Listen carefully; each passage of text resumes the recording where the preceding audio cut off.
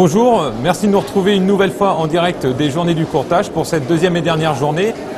Je reçois ce matin Michel Dupuy-Dauby qui est donc président de la ROAM, directeur général de l'ASGAM MACSF. Monsieur Dupuy-Dauby, bonjour.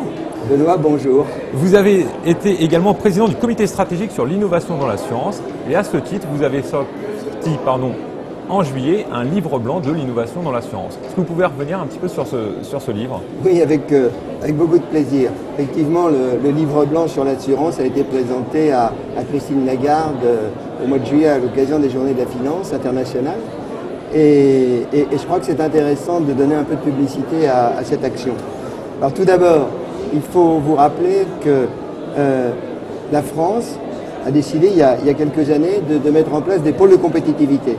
Je crois qu'il y a 71 pôles de compétitivité dans les différents secteurs de l'industrie et en particulier l'un qui est le pôle finance-innovation s'intéresse à la finance et tout ce qui peut être une innovation de la finance et qui peut permettre à développer l'emploi, à développer l'externalisation, la globalisation et aller vers les marchés étrangers. Donc, à l'intérieur de ce pôle finance-innovation, un secteur existait qui est le secteur de l'assurance dans la généralité de l'assurance. Et là, on s'est aperçu que, vu du côté du pouvoir public, l'assurance ne demandait jamais de financement pour l'innovation, alors que tous les autres secteurs industriels en demandent.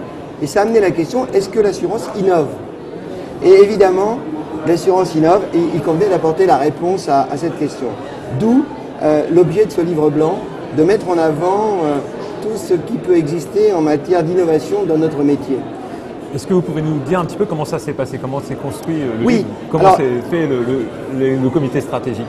Alors, effectivement, Joëlle Durieux, qui est la secrétaire générale de ce pôle, s'est adressée à moi pour me demander si je souhaitais accepter de présider ce comité stratégique. Et donc, il s'est agi de constituer des équipes.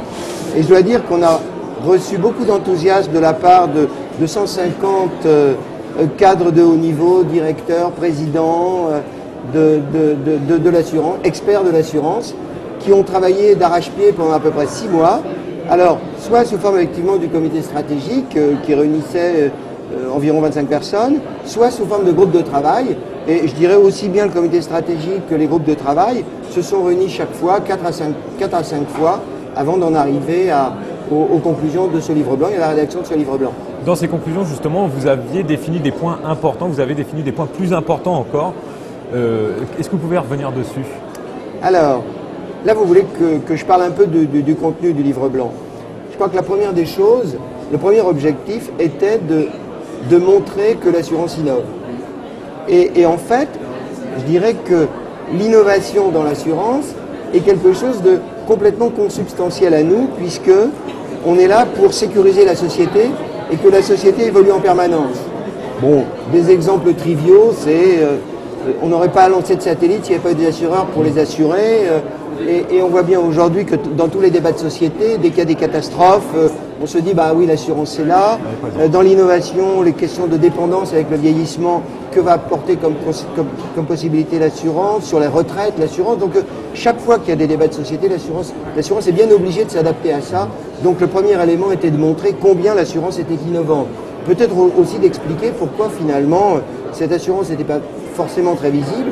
Et je dirais que les éléments de visibilité, c'est par exemple ce que vous avez fait hier soir, les trophées du courtage, qui ont montré qu'il y avait des innovations épatantes qui sont au service des gens et que les courtiers sont des gens qui sont remarquablement innovants parce que c'est eux qui sont à l'écoute du besoin, qui quelquefois le traduisent soit en question auprès des assureurs, soit directement en produit.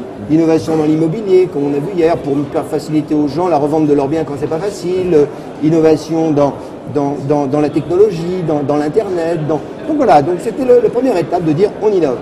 Le deuxième, c'était d'essayer un peu, devant cette espèce de chose qui était pour certains une terra incognita, d'essayer de dresser une cartographie. Alors, on a déjà dit, il y a des grands domaines d'innovation, l'innovation produit.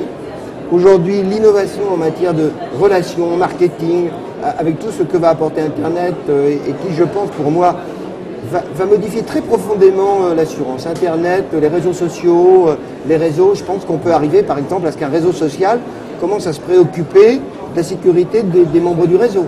Ça s'appellerait de l'assurance. Bon, voilà.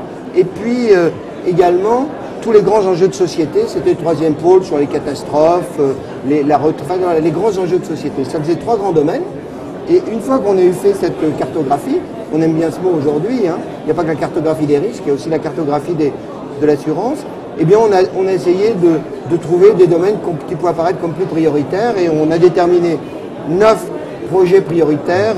Je ne les citerai pas tous de mémoire, mais sachez qu'il y a par exemple, et vous savez que ça me tient à cœur avec mon rôle de président de la ROAM, d'essayer de trouver les moyens de faciliter l'accès des mutuelles ou des petites mutuelles aux capitaux. Il y a aussi un sujet qui est majeur, qui est celui des bases de données, sur lequel il faut beaucoup compter sur les pouvoirs publics. L'innovation en assurance ne peut se faire que lorsqu'il y a des données pertinentes. Et beaucoup de ces données sont en possession des pouvoirs publics. Par exemple pour la dépendance, la morbidité, de choses là.